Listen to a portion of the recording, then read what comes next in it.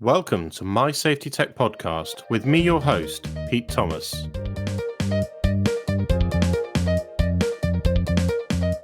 Hello, Peter. Hello, how are you? I'm very well, thank you. Yeah, let's talk about 913. Yeah. So I guess I'll give you a bit of an intro then, a bit of an overview of kind of what Nine1Three is. And I'm going to caveat it to start with, because it's a funny thing that I don't know if you've had this, with your business, but of course it's the first question everyone asks you, what is 913? And I think every time I describe it, it's different, or, at least the way I describe it is different, but I'll try and keep it a bit succinct. So Is that because it's constantly innovating? The tech has moved partly, on. Yeah, it is partly. Yeah, it is. But it's also, I tell you, so one thing I've learned, I keep saying one thing I've learned, but one of the key things I've learned is that you can certainly overwhelm, I think, especially if you've got a bit of a vision for things and, you sort of see, and obviously, I'm born and bred 913, if you like, it's my baby. So I sort of can naturally, I think about the bigger picture of it all and this and that and this, and that can be quite overwhelming. And especially, obviously, I've worked in the housing sector for sort of 12 years or so. So I know, very well, I suppose, what the sector can be like. And, it's not necessarily the most advanced sector. So initially, when I started describing it, it was probably a bit waffly, if I'm perfectly honest, especially after reading some of the books, you sort of read a few buzzwords and I'll throw that in there and I'll use this. But ultimately, I've sort of realized recently it's all a bit waffly. So now I suppose I try and strip it back to ultimately, at the core, what is it? And for me, I suppose the phrase we've kind of settled on, that we've kind of coined, I suppose, is digital building management.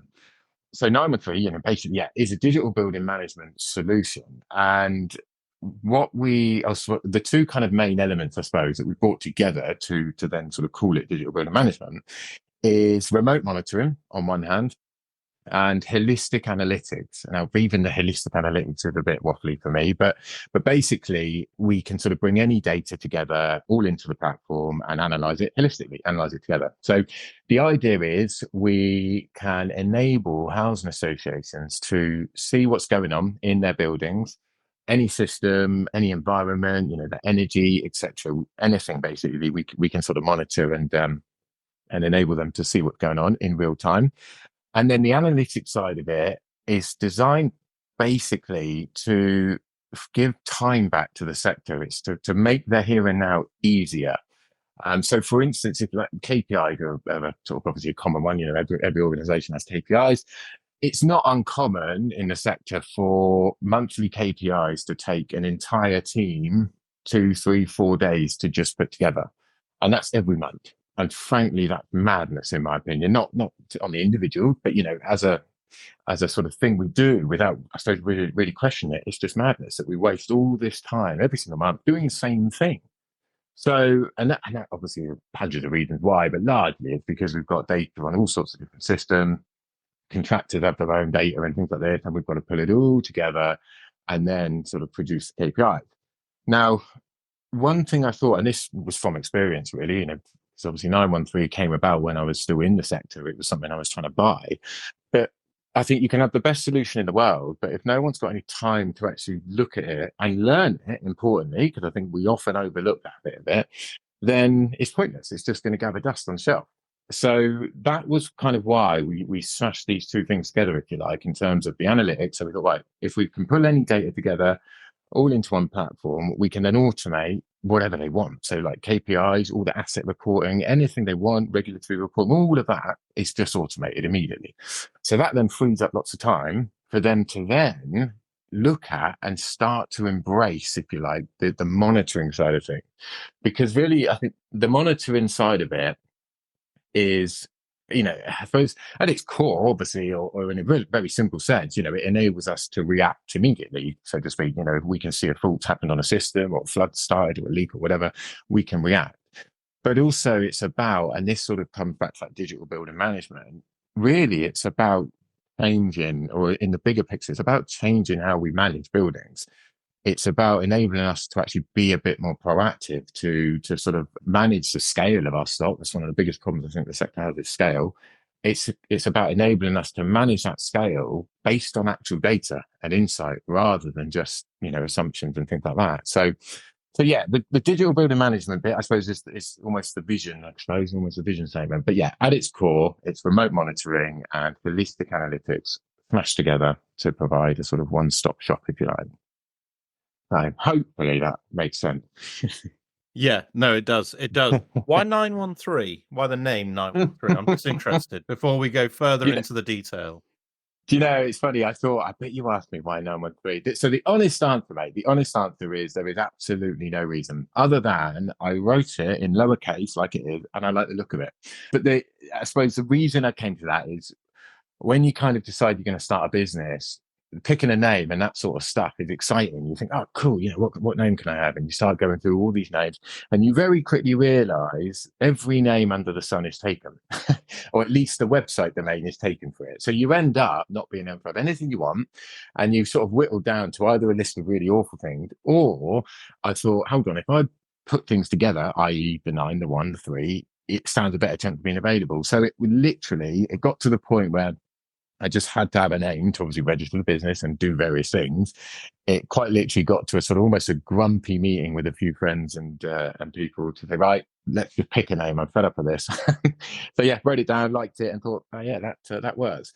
I suppose I didn't want something that was potentially restrictive either. So I didn't necessarily want to say IoT monitoring for argument's sake, because 913 is about I suppose digital building management, but it's about the solution. So we're not, the whole principle and what it is, as we'll probably talk about, it's not governed by any one thing. So it might be IoT today, but in 5, 10 years, there might be a new, best thing since sliced bread, in which case we'll embrace that. So I didn't want anything that restricted us. But yeah, ultimately, mate, it's just a word.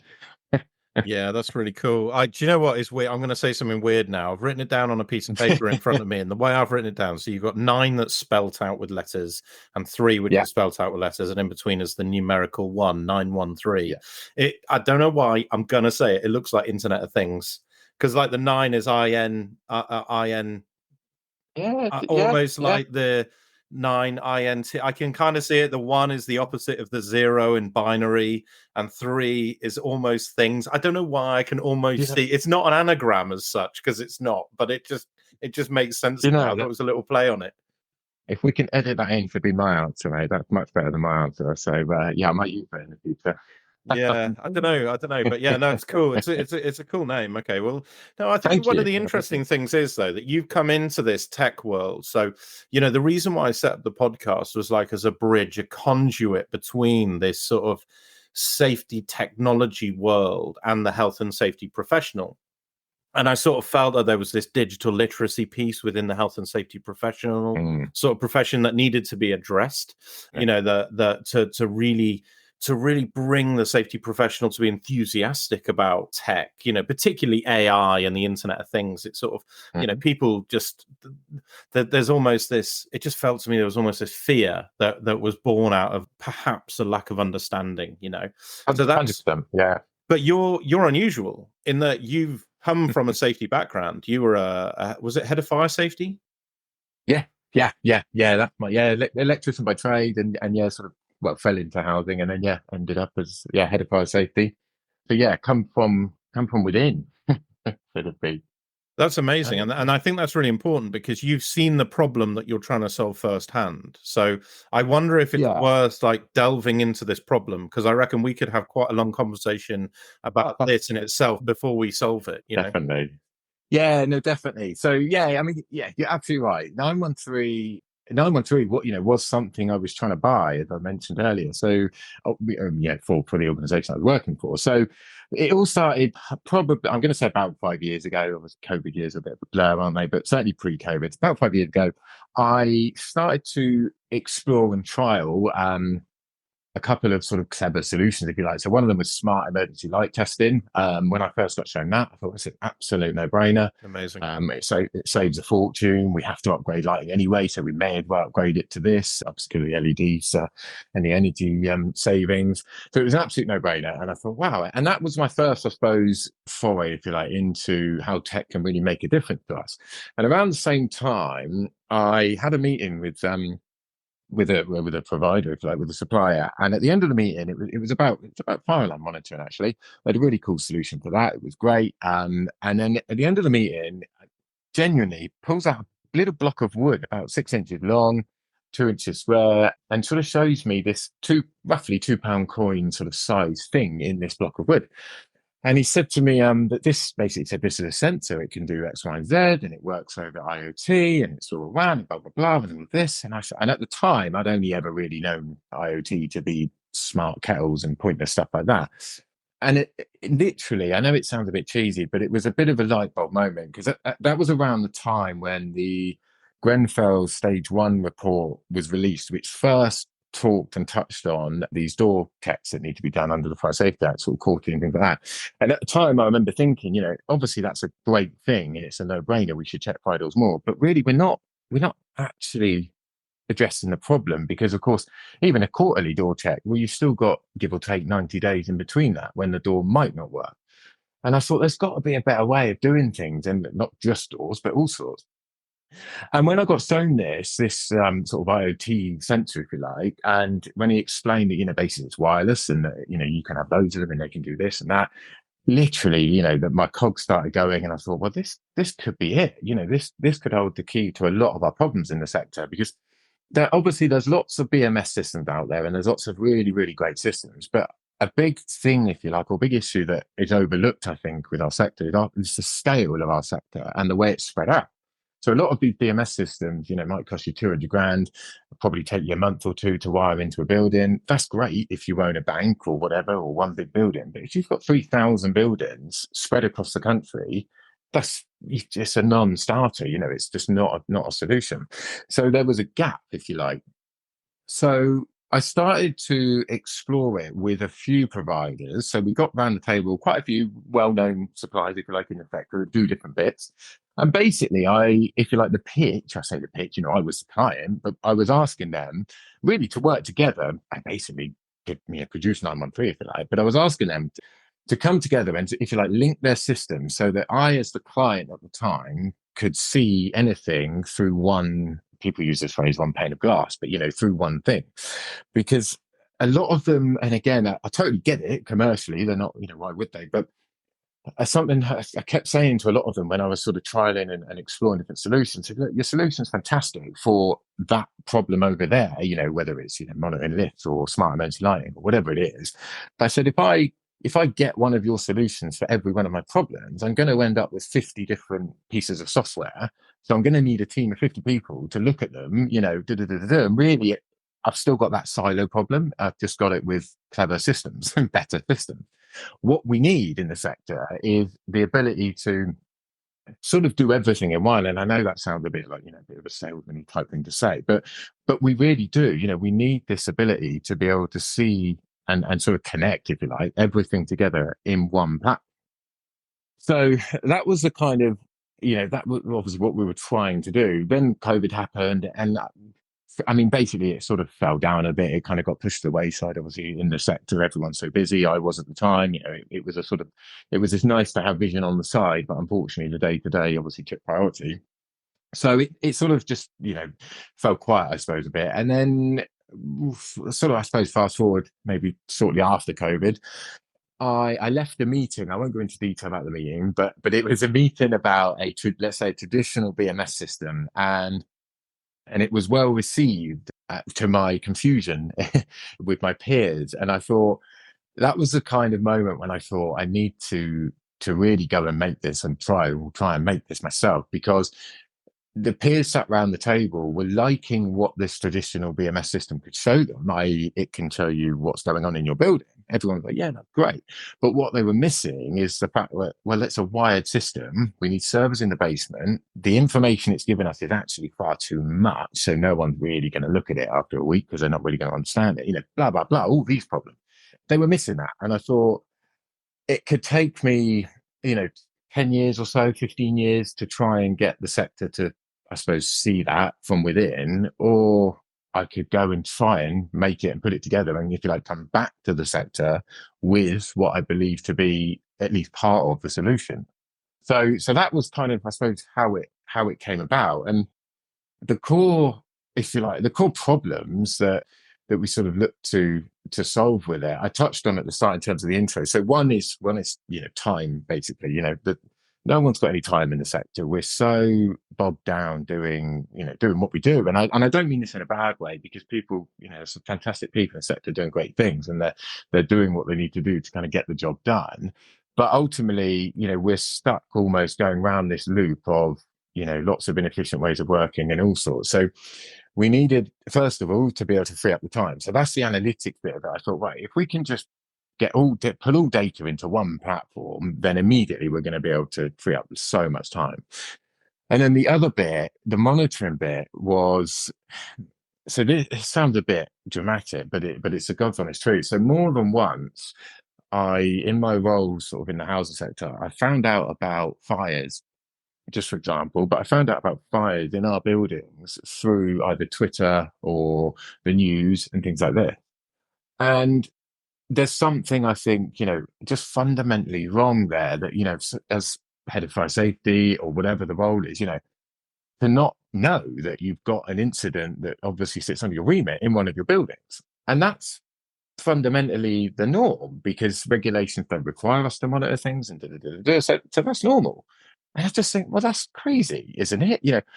Never mind the fact whether we have to or not. It's a question of more an ethics question to me, that we should know. I should know, in my capacity, if you like, as head of fire, I should know that there's a fire going on immediately as it happens.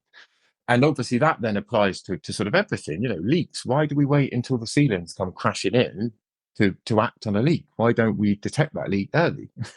And it's just snowballs, really. So it's about being able to actually know what's going on in our buildings, to be able to, as I said, sort of take a bit of proactive action and, well, react quicker, first of all, but also take a bit of proactive action then. So yeah, that's kind of where, I suppose, where 913 came from, and the sort of journey, I suppose, as to how it actually came about. So. I'm going to interrupt this for 2 seconds just to tell you about a project. Now, I worked as a safety consultant for a long time, and I know how hard it is to get good quality leads, good clients. I set up a website and got literally no hits. The counter went to like 3 people, and I was embarrassed. It was embarrassing how much money I spent on it for no one to ever find it. It was on like page 10 of Google Ads, and I spent a fortune on advertising in trade publications and never got any feedback, thousands of pounds. And then I had to spend money on making the advert. So I've set up mysafetyconsultant.io. It's a place where you, the seller, can interact directly with your customer, and everyone's welcome. If you're a fire safety consultant, a fire extinguisher technician, fire door inspector, well-being specialist, or if you're a safety software company that sells software to business owners, you're welcome to advertise on mysafetyconsultant.io. So please give it a go. Thank you. I'm just thinking about this. My background, I've done a little bit with housing, particularly where they're like an SPV or something like that, where they've been taken over by an SPV. So I've done a little bit, but I've done a lot more with NHS and with healthcare. Okay, yeah.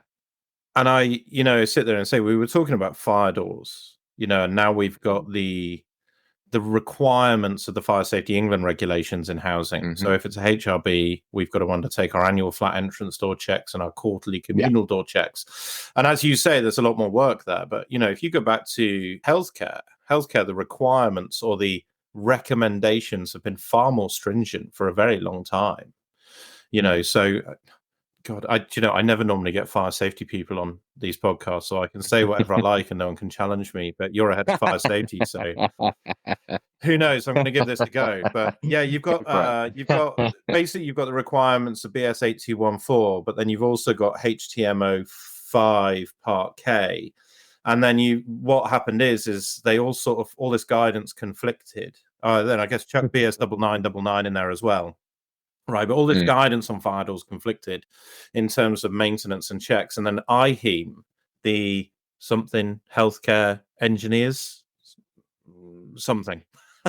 If anyone's IHEM, by the way, they're not going to be very happy. Sorry. It's got to be healthcare engineers, isn't it? Yeah. Anyway, they produced some guidance that tried to pull it all together, and that guidance was really good. But basically, it required a risk-based approach to fire door checks. Right? I love this. It sounded really common sense.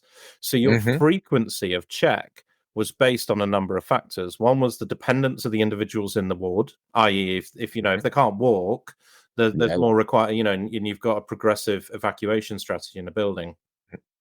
But one of the requirements was how much the door is used. Well, how do you know Hmm. that? Like it was a great Yeah, thing that they said about, yeah, and just yeah, try and this makes sense, by the way, in a healthcare setting where in a hospital you might have what 10,000 fire doors, right? But and yeah, it makes yeah, sense. It's common sense. It's like, well, just yeah. inspect it more frequently if it's used more often because it's more likely to get damaged. Great, I love it. Yeah, It's common sense. I get it, but how do we know how much it's used? And it almost yeah, reminds me of like those and sometimes you're driving through towns and you got those people in the yellow jackets like writing down how many cars go past. yeah, yeah, Like one of those yeah, old surveys. That's how we used to gather this data, and we don't have to do that yeah. anymore. We've got this tech, and Exactly, exactly. It's such a good point. And I mean, it's sort of it kind of one of the biggest problems I think in the sector. This or the fact that we haven't been able to, if you like, basically have the data to actually make those decisions. We've all sort of fell into this standard, or certainly with most things, there's standards, if you like, where, oh well, we do that every year, we do that every 2 years, we do that every 3 years, because that building falls into this category, irrelevant of, as you say, maybe irrelevant, how many people or how many times people are in and out of the door and and all these things. And it's, as you say, because we haven't had that insight.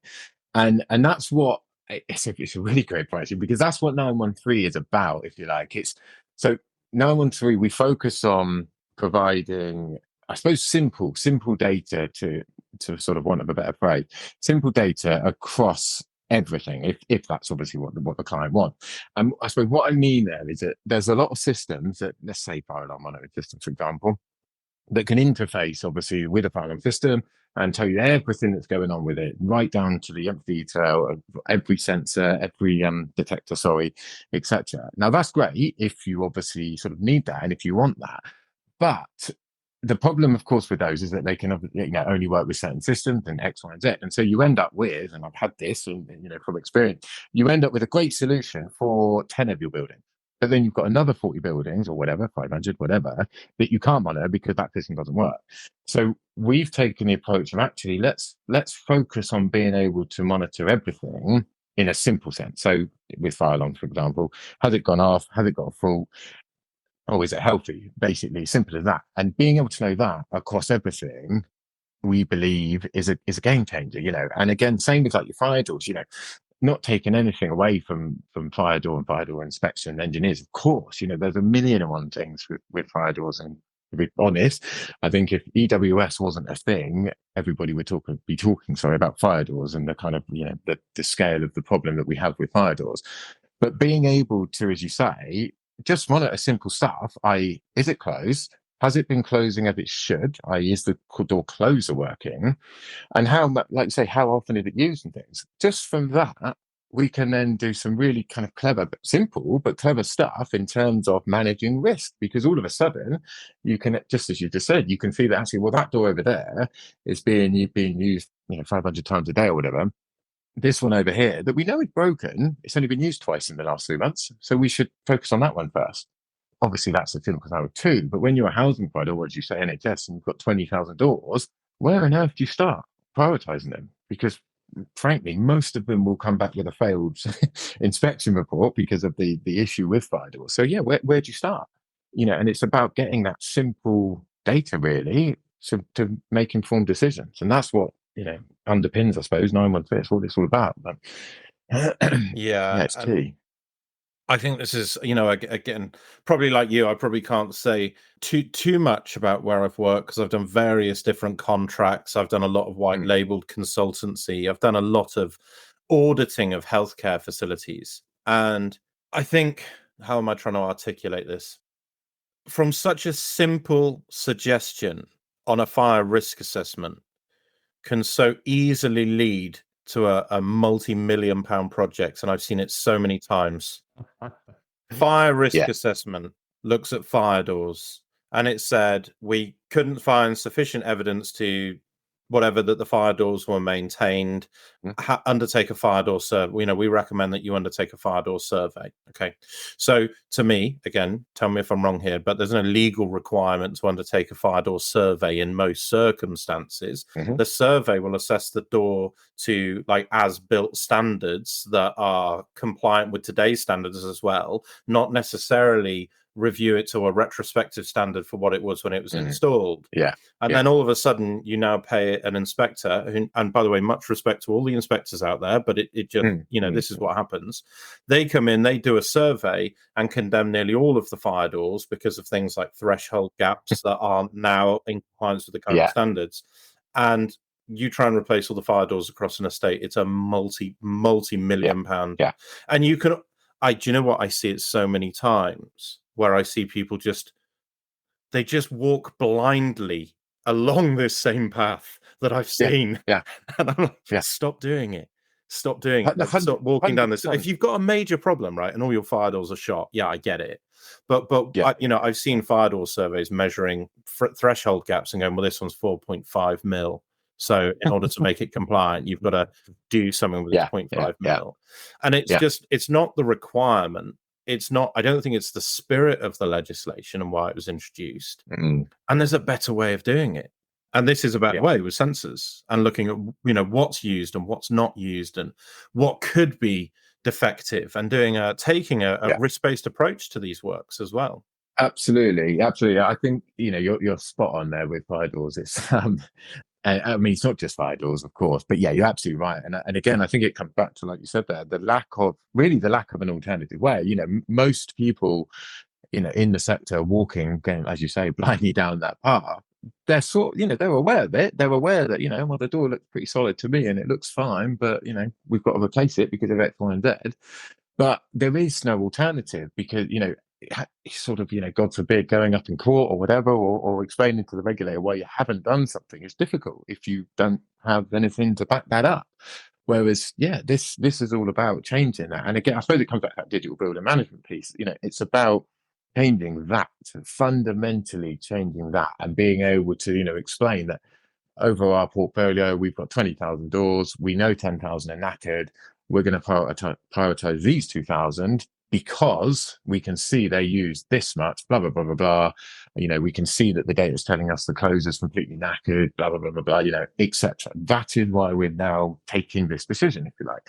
Whereas without that insight, it's very risky. And I feel for the sector. I'm not saying this flippantly, if you like. Obviously, I've been in that position and it's difficult. How on earth you prioritize stuff is a nightmare, frankly. So this is a game changer, if you like. And not just 913, I mean, monitoring and this whole approach is a game changer for the sector because it can support and really enable sort of far more informed decisions and ultimately cost savings. Let's be honest, cost savings as well at the end of the day when you can start to see that maybe you don't need to do something. So it's it's certainly there to help. It seems like, I mean, I think one of the reasons why I mentioned fire doors so much is it's just so topical at the moment because since the Fire Safety England regulations have come into force requiring those checks, it's now uncovered this whole heap of problems. Now, a few years ago, it was external walls, wasn't it? Past 998 and FRAWs. And like you said before, that was the EWS ones that were required that sort of threw up the issues. Now, at the moment, it feels like fire doors are very topical. But I think you're right. And I think it's just this idea of, we've got this limited pot of money. Many of the organizations you're working with are, it's the taxpayer at the end of the day, is limited pots of money, and you really want to spend that in the most efficient and effective and focused way. Can we talk about the sensors? I'll shut up about fire doors, mate. Sure. No, I could talk all day long as well about that sort of issue. But no, of course. Let's talk about the sensors. So what type of sensors do you get? Like, what sort of different functions are you using them for within buildings?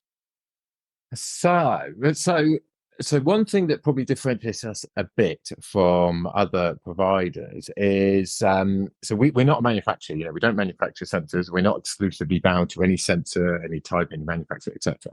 And that's because, of course, we didn't want to limit. Basically, don't want to limit. Going back to one of the problems is siloed systems. It would be counter intuitive to sort of limit ourselves.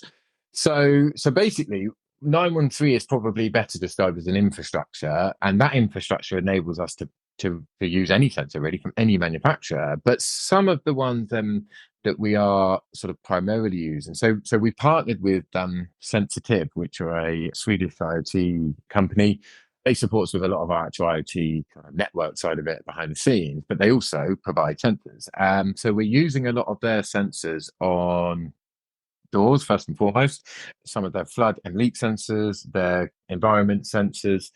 Now, they all, you probably know, but sort of for any listeners out there, that one of the beautiful things about IoT and the sensors and things is that most of them have secondary and tertiary and things sensors, I guess. So for instance, a door sensor will monitor obviously movement and will tell us if it's open and closed.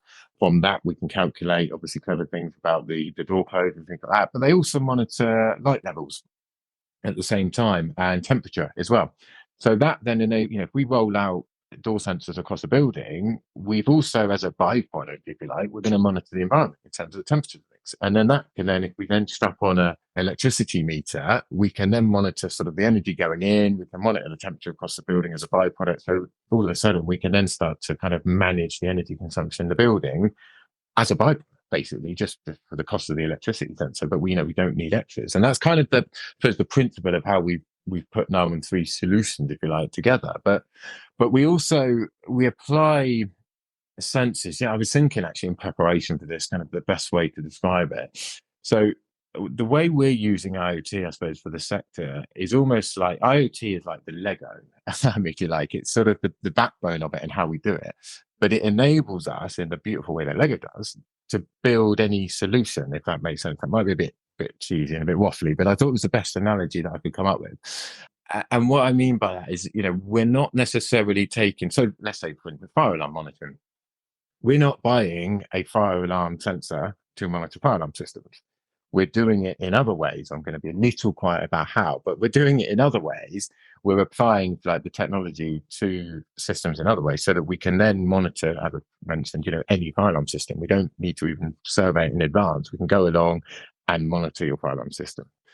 And that sort of applying, if you like, the IoT to the unique problems of the sector in that way has enabled us to really come up with a pretty extensive list so far. And, things like bin sensors and things, we can monitor obviously overplanned bins in bin stores, because that's quite a big issue across the sector. Bin stores get filled up and people don't respect them and use them.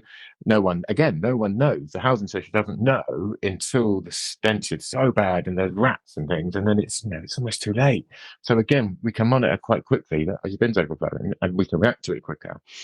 ASB sensors is another one that I've talked about a bit. So obviously there isn't an ASB sensor, social behavior sensor, but we can apply sensors to sort of achieve that, if you like. So for instance, noise, we can monitor noise, we can monitor perhaps movement in areas where there shouldn't be, and digital noses, so we can get sensors that can pick up on smells. You can, for want of a better phrase, train them to detect certain smells. So we can suddenly keep an eye on maybe somebody having a rave at 2 a.m, or perhaps people smoking things they shouldn't do in a block and things like that. So it's that sort of approach that we've taken, if you like. We're sort of constantly looking across and looking at all these new, every day that new sensors coming out, and looking at how we can apply them to the specific problems of the sector. Yeah, no, this is really exciting. I can see why you're so passionate about this subject, and like we do as safety professionals, you go back over all the things that you've dealt with, and I did an investigation into a water leak in a very large hospital on the west of England. And it shut nearly all of the services down, because by the time they discovered the leak, it had tracked across most of the hospital. And I just sit there and think, that's really interesting. And how many times have you seen this in buildings with like a sprinkler system that's leaked or something, particularly if it's like a plastic pipe residential sprinkler system? And and it's leaked, but it's not the leak that causes necessarily the problem. It's the way the water is tracked around the building and how long it takes. Because you don't discover it until it's tracked across 3 or 4 floors, and then all of a sudden someone's ceiling caves in.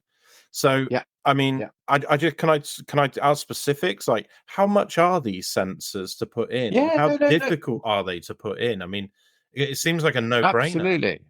Yeah, no, do you know, it's funny because I just thought I'm going to kind of respond to that with the costing because you're absolutely right. So, like, if we take the leak thing, a loft leak, if we say a roof leak or a loft leak, our approach to that is, well, we'll wait until we can see the leak, just like you just said there. And granted, I'm not suggesting that people have written that in their policy, but ultimately that is what we do, isn't it? Because Yes. we don't regularly go and inspect for a loft leak.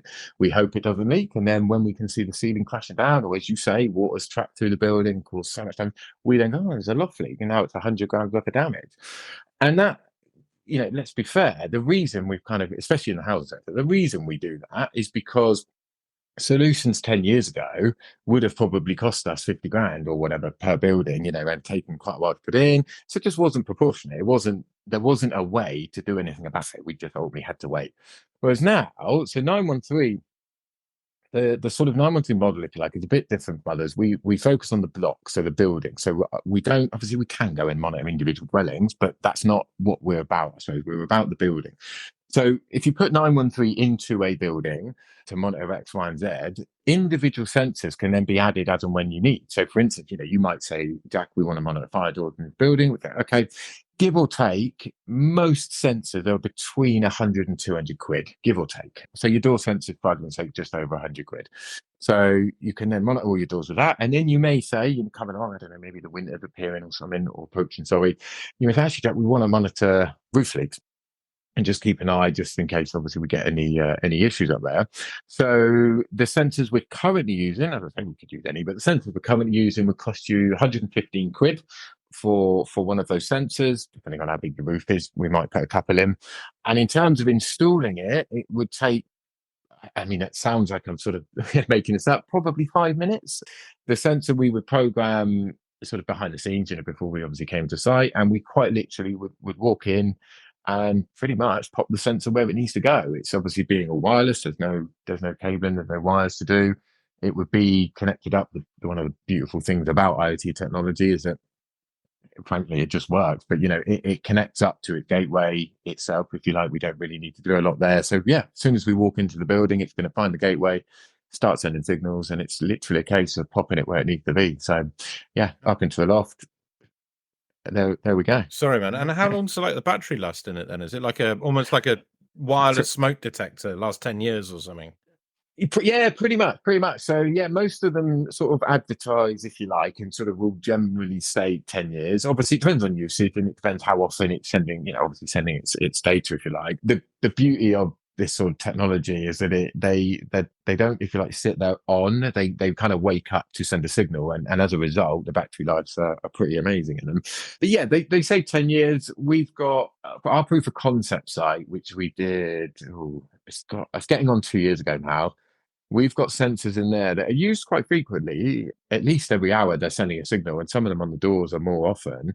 And some of those are on track for sort of 15, 16 years worth of battery. So it's pretty, I mean, generally in the sector, we sort of go on 10 years for most systems in terms of fire alarm systems and that.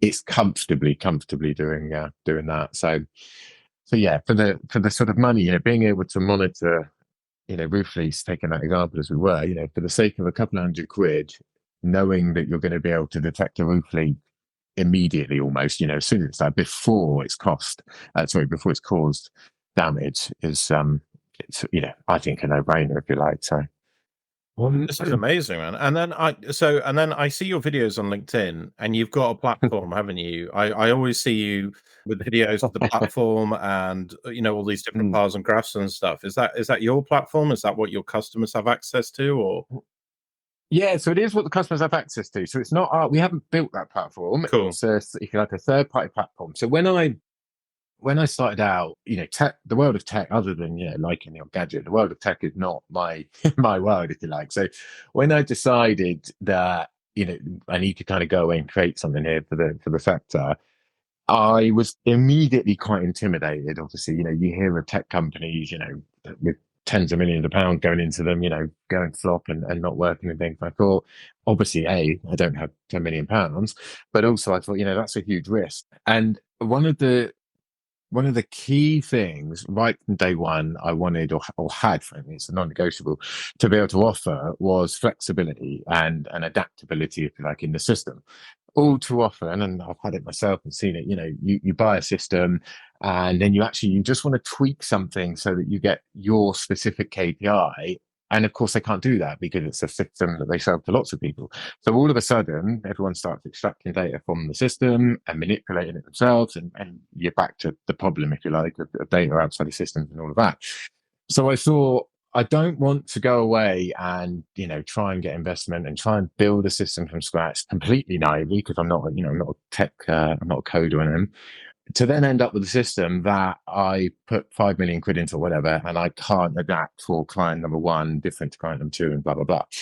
So I sort of stepped back and thought, well, there's fantastic stuff out there, like, let's say, sensors. There's loads of sensors out there that can do what they do very well.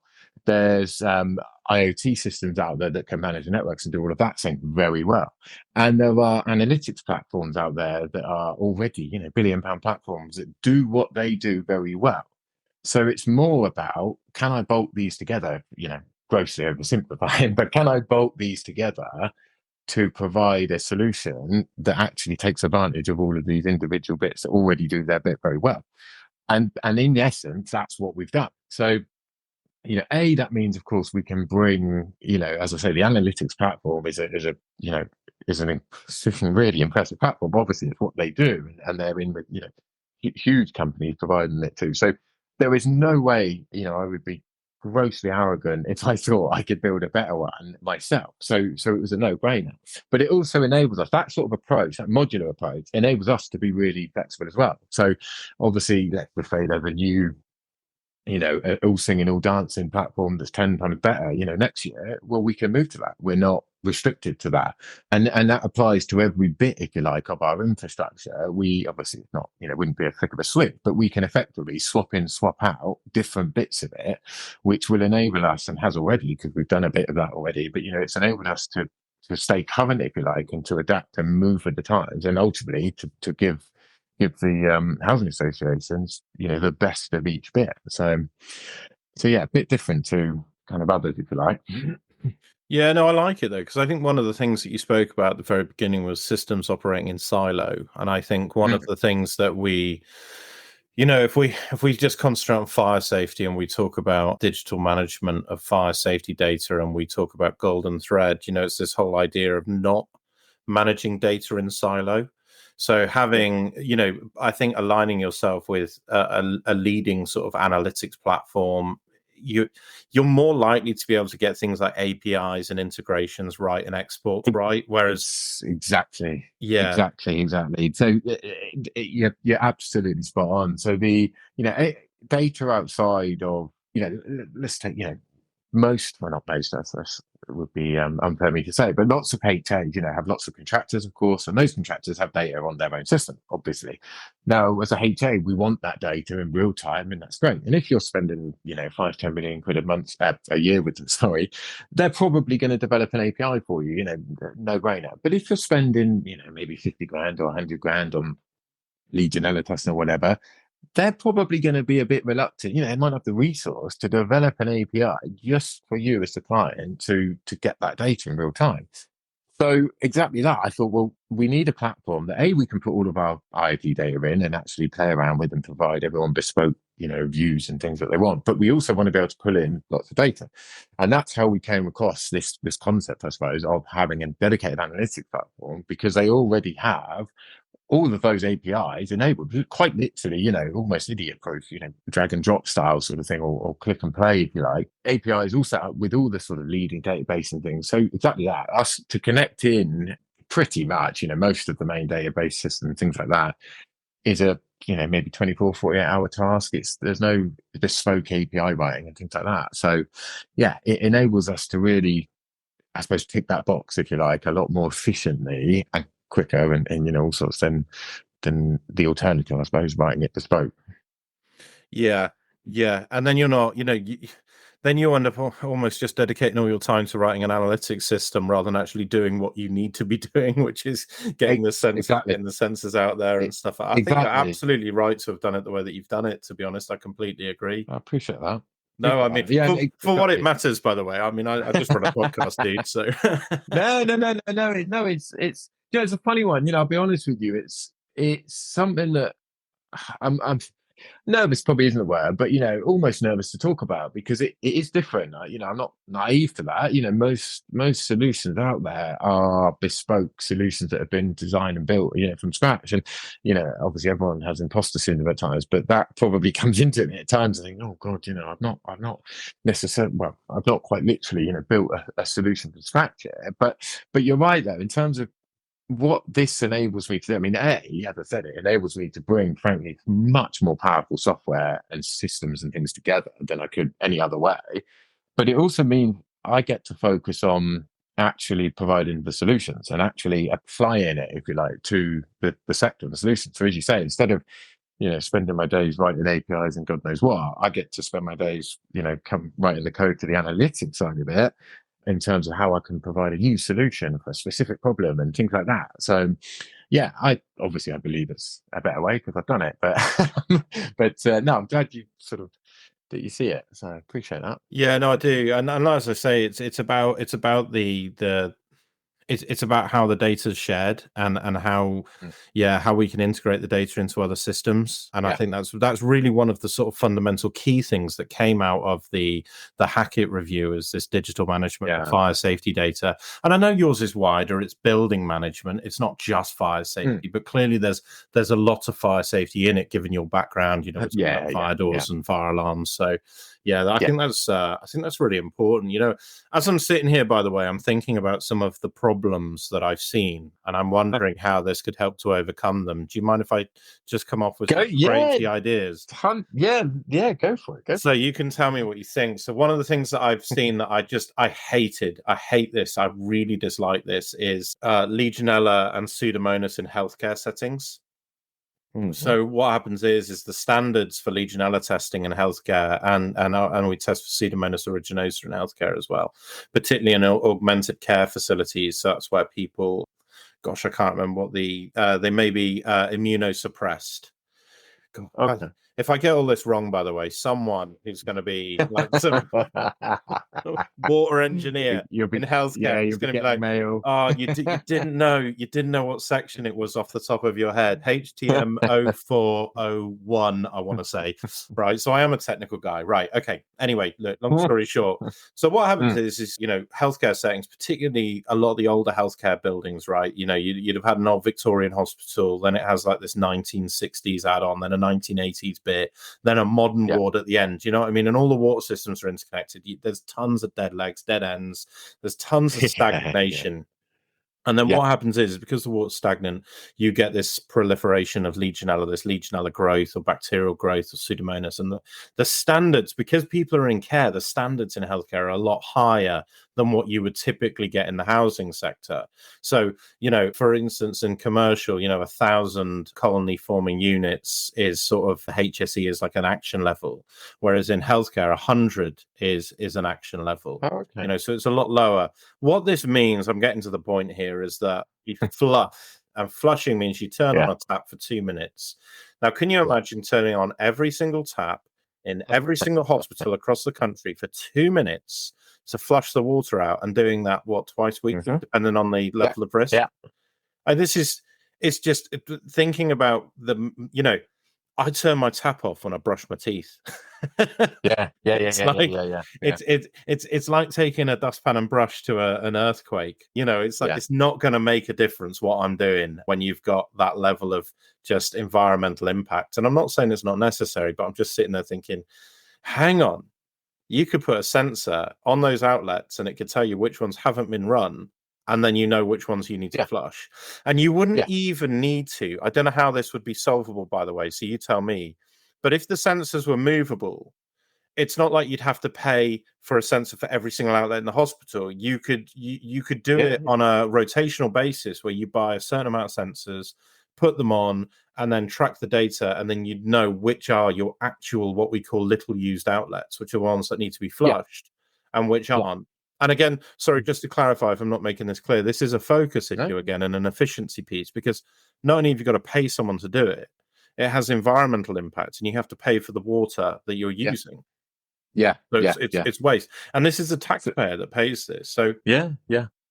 So do you know, it's funny that you picked that example, because I can I briefly covered sort of other bits of the team, if you like, a few years back, and one of them was lead gen testing. And when I started to see how much we were spending to send somebody in a van to go to a building to turn a tap on, let's be frank, yeah, turn a tap on, wait a few minutes, and leave.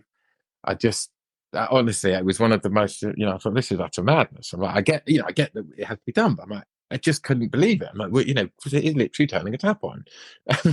So yeah, you're absolutely right. So you 100%, we could monitor the flow, and as you say, then enable people to make more informed decisions about where they're flushing. But we could also go one step further with this, and it's something actually we're talking to sort of hopefully to be client about this sort of thing, and we're going to trial it and kind of roll it out. So we can also, there's sort of two-way IoT, if you like, so we can control stuff remotely as well.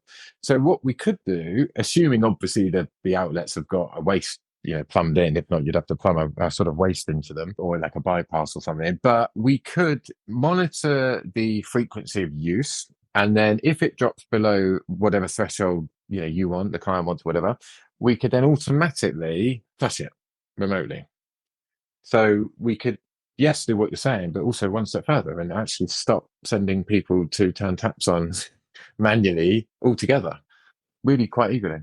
you can't see me here, but I'm literally shaking, bouncing up and down with excitement, because so not only have we got this solution that so yeah, I mean, look, the sensors cost money, right? I get that they cost Yeah, money, yeah, but yeah, if you yeah, now don't have to pay someone to come out and flush them, yeah, yeah.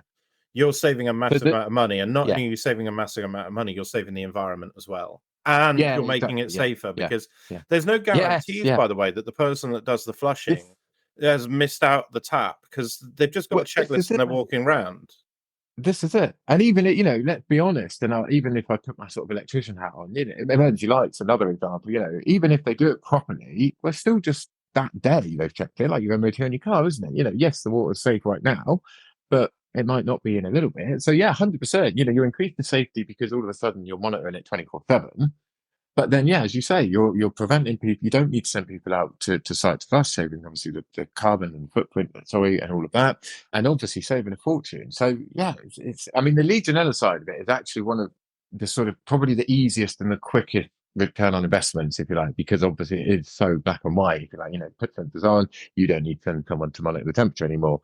As you said, add the flushing as well. Again, you're saving lots there. But AOVs are another example. So automatic open vents, of course. So we've been trialing and exploring, and again, with this client that we're speaking to, it's something that we're going to hopefully roll out and try there. But same sort of principle. So functional testing, does the system operate, yes or no type thing, is a big issue for the sector, because we have loads of building, and the regs really are written, if you like, for commercial buildings where you've got people on site. So obviously you can easily go and do the functional fire alarm test or AOV test. Housing's a bit different. We don't have people on site, and suddenly doing a functional test, if you've got 1,000 buildings, becomes a very expensive task and very difficult, if you like, to manage. So again, we can, if you like, piggyback, for want of a better phrase, onto the test switch. We can control the test switch, and the reset obviously switch remotely. So we're going to program in basically, whatever time, let's just say every Thursday, 9 a.m. or whatever. We're going to activate the system remotely. And then because of our window sensors that we can put on, we'll be able to see, have the windows opened, yes or no, obviously have it shut as well, importantly. So again, we're sort of, if you like, going back to that, we're applying the IoT in unique ways. We're bringing IoT, different bits of it, different sensings, to a specific problem that is AOV testing, or as I say, as you said, sorry, Legionella, and really solving those problems, but giving a better way of doing things. So again, we're monitoring the AV system 24/7, so we know if it's got a fault or not, and all of a sudden we're remotely functional testing it for free, basically. Jack, this is amazing. Honestly, this is I can see why you're so passionate about it. And the more we sit here talking, the more tangents I'm going to go off on.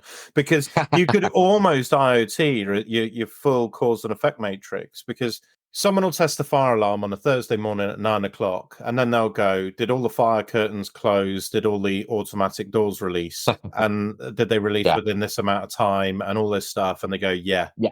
And then one day someone comes and does it, and they go, "No, it doesn't. That curtain Yeah, didn't yeah, work. yeah, That's not yeah, working. How have you been yeah, ticking this?" And they're like, "Oh, I didn't know." And to yeah, be yeah, fair, like, and I mean this, you'll get a huge building sometimes, and there's only one resource allocated to test the fire yeah, alarm, and yeah, then yeah, what you yeah. No, expect to do, exactly. run Yeah, around the building and check all of exactly, the doors exactly, released and all of these exactly. things. But if they're censored, you can almost go, right, Yeah. we're going to activate the fire alarm. One, two, three, four, five, six, seven, eight, nine, 10 things have happened, and the sensor can Mm-hmm, automatically tell you mm-hmm. whether it's been done or not. 100%, 100%, mate. So yeah, with fire alarms, it's a really, I mean, fire remotely activating fire alarm systems. We're probably not going to go down that road because it's obviously, remotely activating a system Don't when you're blame not me. on site. Yeah, yeah, it's obviously not something you really want to do. But you're absolutely right. So obviously, doors, especially doors with mag holds and things like that, are, held open until the fire alarm goes off. You're absolutely right. Realistically, how often are people checking that they have shut when the alarm's gone off? It's unlikely, especially going back to my original problem of no one usually is on site when the fire alarm goes off in testing things. So yeah, all of a sudden, and again, by monitoring fire doors with a view to making sure they're shut, they're being fire doors, making sure the closers work, and all of that, we are then enabling the ability, if you like, as a byproduct, to actually check that cause and effect, as you say. So suddenly, if the fire alarm goes off, we can just write into the analytics side of it just a simple sort of, well, whatever view people want, basically, but a simple way of seeing yes or my door shut, yes or no type thing, just flagging that, oh no, when this alarm activated, this door in this building didn't shut. So yeah, all of a sudden we can go and actually take proactive action. I mean, arguably it's reactive, I suppose, but we can go and take action on that problem that otherwise would probably never be noticed. Let's be honest. So yeah, it's the way it can be applied. It's quite cool actually hearing you sort of equally get excited about it because it's exactly kind of how I spend most of my days, I suppose, is thinking about in that sort of almost geeky way of how we can apply it to all sorts of problems. So fire stopping is another really. I mentioned this one because it's a really almost abstract sort of application. So there's vibration sensors out there, obviously all sorts of vibration sensors for all sorts of reasons. Well, Well, to I'm disturb. guessing vibration is really good for like PPMs for equipment. So if you've got a piece of Yes. equipment like Yeah. a pump Yeah. or Yeah. something, and like vibration and heat is an indication that Yeah. it could Yeah. Yeah. require servicing. So then you have a more Yeah. efficient Yeah. servicing mechanism. 100. Yeah. So condition-based maintenance, I think, is the term that people have sort of put this into. But yeah, 100%. So Great. again, actually, that goes back to the like we said, lack of kind of lack of another way, if you like. So generally, we go and service stuff, whatever, don't we, every year, whatever the week. 6 months. Yeah, yeah, exactly. Yeah, yeah, yeah, yeah, exactly. So, and we do that blindly, don't we? Whether it's had an hour's use or a million hours use, whatever. And all of Thinking a of like sudden, emergency generators and stuff like that will yeah, just be yeah, yeah, tested yeah, on, yeah, and most of the time they never even run. They just exactly. Yeah. And like ventilation equipment's another one, that's quite common. Exactly. Sometimes the filter and things will be clogged and overflowing. Other times it, barely had any use, so it's fine. But they get the same frequency usually, don't they? Because we've got no other way. yeah. So all of a sudden, yeah, you can, if you apply this and this is like can almost get overwhelming, but if you apply this sort of almost smart building approach, let's go and chuck sensors on kind of all the core stuff and all of a sudden, yeah, you're enabling a completely different approach to things. You can suddenly, as you say, maintain things based on usage and things, and yeah, make much It's more not. informed and Yeah, I was thinking it's not overwhelming. It's brutally simple. Like, yeah, it almost and it seems is. way more simple than what we're doing now, which is It, taking like it is. SFP20 and then just Mm. chucking this. It's that's complicated. Having a machine say, "Oh, I'm due for a service now. I'm shaking a bit much." It's like, No, yeah, I mean, you're right. It is simple, 100%. I think the overwhelming bit, I think, is the reason I sort of say, I think it comes back to that time bit in the sector. I think the people, people in housing and sort of, especially in kind of asset management and property maintenance things and that sort of thing, compliance and stuff, they're I don't want to say overworked because that's not, that's not my place to say, I suppose. But they're so busy. Obviously, as the world of building safety and whatnot has changed so much over the last 5 years or so that most organisations are struggling to keep up. They just haven't got time to look up, if you like, and sort of almost see a better way of doing things, even if it's right in front of them. So that's when I say the overwhelming. It's from that angle. It's the kind of going in and saying we can make your building smart building. You can change the entire way you work. It Yes. can be about we're really busy actually, just doing it this inefficient way over here. so it's sort of that's where I come from with that. But no, you're right. Ultimately, it is far more simple. Let's do things when we need to do it. No, I get it, man.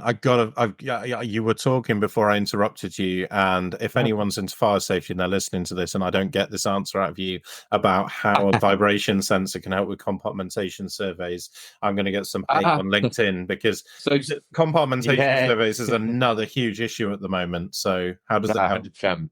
So surveys, not so much, or at least I haven't thought of a way of surveys, but more in terms of breaching. So I was thinking, this came up a while back actually. It was somebody asked me the question actually, and I went away and thought about it and spoken to the suppliers, and basically we haven't trialed it. I want to try it. So if anybody is interested in trying it, give me a shout. But basically we can monitor vibration, and obviously these vibration sensors are so what's the word? Specific. That's not the word, but precise. Sorry, precise. Can be so precise, and obviously, anyone that sort of works with data, once you build up some data, you've got a baseline. You can then start to see irregular patterns and things like that. So all of a sudden, we can apply these sensors across. Let's say, realistically, you're probably not going to want them on every bit of compartmentation because you'd have 5,000 sensors. But let's say your riser covers, or for instance, where you've got the bulk of your services and your main, some of your main compartmentation as you're going up through the building. Well, if we monitor the vibration in those areas, we're going to be able to quite quickly see if there's a high chance, obviously certainty, but a high chance if someone's been drilling through that. If all of a sudden we've got a massive spike, then hey presto, it's probably worth we go and have a look at that, rather than wait 6 months for the next FRA or whatever it is to come back and say, your sky engineers, no offense to sky engineers out there, but just for argument's sake, your sky engineers still through your freshly installed compartmentation. So it doesn't stop it, but again, it's about being a bit more proactive and actually being able to just monitor it and detect it ultimately much sooner. So again, making a bit of a difference. Amazing. Thank you. Thank you so much. I really appreciate you coming onto the podcast, explaining all of this. It's been amazing. Absolute pleasure, my friend. No, absolute pleasure. Honestly, thank you for inviting me. If you enjoyed this episode, then please like and subscribe. It really does make a difference to the show. Thank you so much, and see you in the next episode.